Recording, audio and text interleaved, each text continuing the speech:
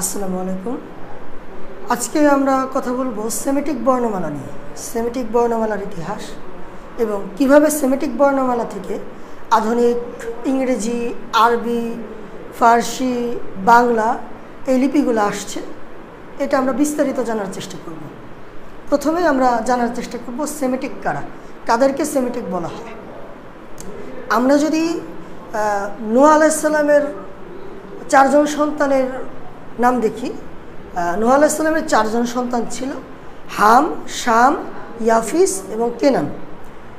মহাপ্রলয়ের সময় কেনান মারা যায় এবং হাম, শাম, ইয়াফিস তার পরিবার সহ বিভিন্ন দিকে ছড়িয়ে পড়ে।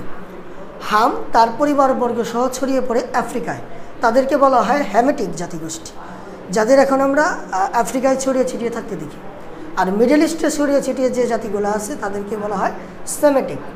এবং ইয়াফিসের বংশধররা ছড়িয়ে আছে ইউরোপ মহাদেশে। তো এই শামের বংশধরকে বলা হয় সেমেটিক। সেমেটিক অনেকগুলো জাতিগোষ্ঠী আছে, তাদের মধ্যে আরামীয়, আমেরীয়, অ্যাসিরীয়, ফিনিশীয় এবং ব্যাবিলনীয়রা অন্যতম। তো আমরা আজকে জানার চেষ্টা করব যে আধুনিক ইংরেজি 3টা বর্ণমালা সম্পর্কে। এ, বি, সি, এই 3টা বর্ণ কিভাবে আসলো, কিভাবে এটা সেমিটিক বর্ণমালার সাথে সম্পর্কযুক্ত। তো বর্তমানে আমরা যেটাকে এ বলি, তো এর সিম্বল আপনি যদি লক্ষ্য করেন দেখবেন ঠিক এইরকম।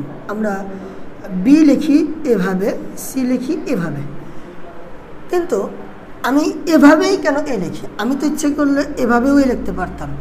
আমি বিটাকে যদি এভাবে লিখতাম, সিটাকে যদি এইভাবে লিখতাম, তাহলে সমস্যাটা কোথায় ছিল? তো এইটা আমরা আজকে জানার চেষ্টা করব। তো এই বর্ণমালাগুলির ইতিহাস কিন্তু বেশ সমৃদ্ধ। প্রাচীন ফিনিশীয়রা, আমরা ফিনিশীয়দের কিন্তু সেমিটিক বলবো, কারণ ফিনিশীয়রা কিন্তু শামের বংশধর। এরা মূলত ছড়িয়ে ছিটিয়ে ছিল। আজকে আমরা যেখানে লেবানন, ইসরায়েল, তারপর আপনার সিরিয়া দেখি, ঠিক ওই জায়গায়। তো এই ফিনিশীয়রা যে এলাকায় বসবাস করত তার পাশেই ছিল ভূমধ্যসাগর। ফিনিশীয়রা ছিল দক্ষ নাবিক, তারা বাণিজ্যতে খুব অগ্রগতি সাধন করছিল। তো তারা বিভিন্ন এলাকায় ছড়িয়ে ছিটিয়ে বাণিজ্য করত, বিধায় তাদের বর্ণমালাগুলোও বিভিন্ন এলাকায় ছড়িয়ে যায়। কারণ এই বাণিজ্য করার পরে এই যে হিসাবের নথি রাখতে হইতো, ফলে তারা বর্ণমালাগুলো ব্যবহার করত। আর ভিন্ন ভিন্ন জাতিগোষ্ঠীর মানুষেরাও তাদের কাছ থেকে বর্ণমালাগুলো শিখে নেয়, কারণ ফিনিশীয়দের বর্ণমালা ছিল বেশ উন্নত। তাদের কোনো স্বরবর্ণ ছিল না, কিন্তু তারা লেখার জন্য 22টা ব্যঞ্জন বর্ণ ব্যবহার করত। তাদের স্বরবর্ণ ছিল, কিন্তু তারা সেগুলো লিখতো না। তারা শুধুমাত্র ব্যঞ্জন বর্ণ লিখত, আর ব্যবহার করার সময় ব্যঞ্জন বর্ণ, স্বরবর্ণ দুটোই ব্যবহার করত। তো ফিনিশীয়রা মূলত তাদের বর্ণমালা ডেভেলপ করে প্রাচীন প্রোসিনাইটিক লিপি থেকে। প্রোসিনাইটিক লিপি মানে যেটাকে আমরা হায়ারোগ্রাফিক্স বলি, যেটা ওই মিশরের পিরামিডে খোদাই খোদাই করে লেখা। তো প্রাচীন যে হায়ারোগ্রাফিক্স বা ওই যে পাথরে যারা খোদাই করে বিভিন্ন বর্ণ লিখত, এই শিল্পটাকে বলা হতো গ্রামা। অর্থাৎ এই যে বর্ণগুলা, মানে এই প্রাচীন বর্ণগুলা, তৎকালীন সময়ে যাদের এই বর্ণের জ্ঞান ছিল, তারা যে খোদাই করে যে এই বর্ণগুলো লিখত, এটাকে বলা হতো গ্রামা। ওইখান থেকেই কিন্তু এখন গ্রামার কথাটার উৎপত্তি হয়েছে। তো এই ফিনিশীয়দের কাছে ষাঁড় বা গরু ছিল পৌরসত্বের প্রতীক, কারণ তারা ষাঁড়ের মাধ্যমে কৃষিকাজ করতে পারত, হাল চাষ করা।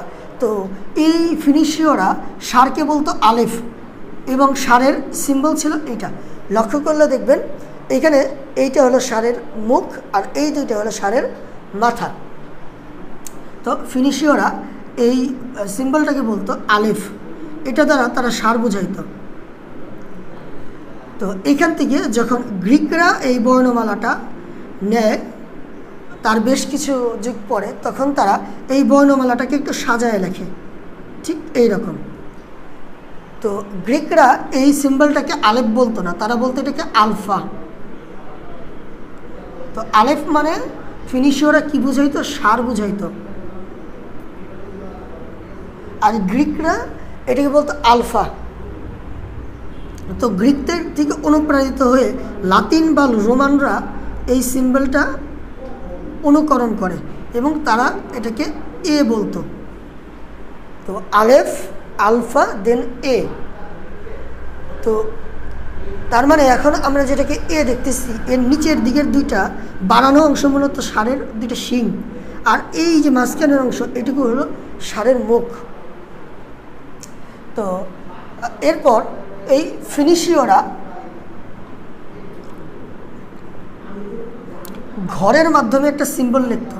এই সিম্বলটাকে বলা হতো বেটা। বেটা শব্দের অর্থ ছিল ঘর, বেঠা বা বেটা। এটা থেকে যখন গ্রিকরা অনুপ্রাণিত হয়, তারা এটাকে দুইটা ঘরের একত্রে লিখত, ঠিক এই রকম। এটাকে একটু আঁকা বাঁকা করেও লিখত, কিন্তু গ্রিকরা এটাকে বলে একটু বিটা।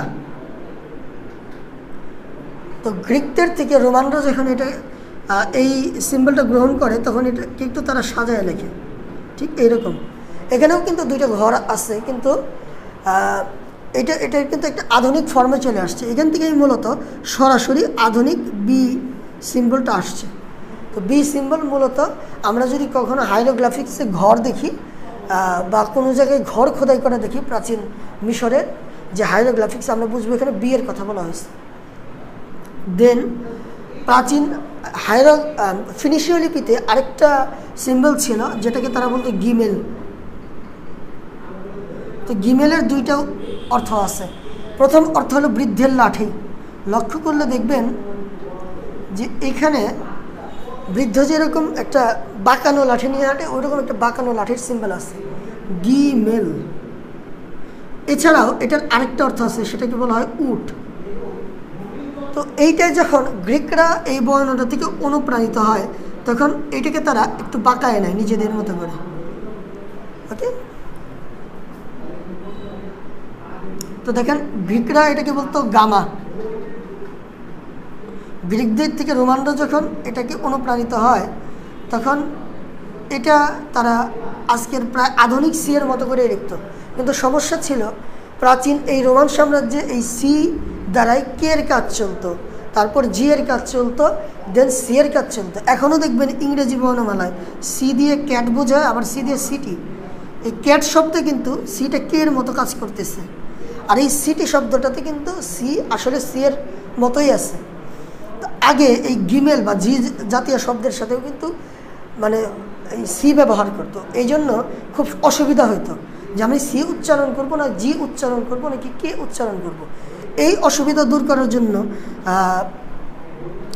আধুনিক যুগে যেটা করা হয়েছিল আজ থেকে 300-400 বছর আগে, এই সি বর্ণমালার সাথে দুইটা উলম্ব রেখা যুক্ত করে দেওয়া হয়েছিল। দেন এটা আধুনিক জি এর রূপ ধারণ করে। অর্থাৎ এই এ বি সি ইংরেজি যে তিনটা বর্ণমালা আছে, এই তিনটা বর্ণমালার ইতিহাস কিন্তু বেশ সমৃদ্ধ ইতিহাস। আমরা যদি লক্ষ্য করি দেখব এ বর্ণমালাটা মূলত আসছে আলেফ থেকে, যার অর্থ হলো ষাঁড়, যেখানে একটা ষাঁড়ের মুখ আমরা দেখতে পাচ্ছি আর দুইটা সিংহ আমরা দেখতে পাচ্ছি। তো এই ফিনিশীয়রা মূলত অনুপ্রাণিত ছিল প্রোসিনাইটিক লিপি থেকে, অর্থাৎ হাইরোগ্রাফিক্স থেকে। তার মানে হাইরোগ্রাফিক্স থেকে আসলো ফিনিশীয়দের কাছে বর্ণমালা, দেন গ্রিকদের কাছে, দেন গ্রিকদের কাছ থেকে রোমানদের কাছে, দেন রোমান এম্পায়ার থেকে সরাসরি এটা চলে আসছে ইংরেজদের কাছে। এরপর যেটাকে আমরা আজকে বি বলি, এটা কিন্তু মূলত ছিল ঘরের সিম্বল বা বেঠা বা বেটা। তো এটাকেই মূলত গ্রিকরা এরকম দুইটা ঘর একসাথে সাজায় লিখত। দেন রোমানরা এটাকে একটু সিম্বলটাকে আরেকটু সহজ করে, তারপর আজকের আধুনিক সিম্বলে চলে আসছে। আর সি এর যে রূপ ছিল প্রাচীন, সেটাকে আমরা একটা বৃদ্ধের লাঠি বা একটা উটের কুজের মতো, উটের কিন্তু উপরে ঠিক এইরকম কুজ থাকে। ওকে, তো এই উটের কুজ বা বৃদ্ধের লাঠি বোঝানোর জন্য তারা এই সিম্বলটা ব্যবহার করত, যেখান থেকে আজকের আমরা সি শব্দটা পাই।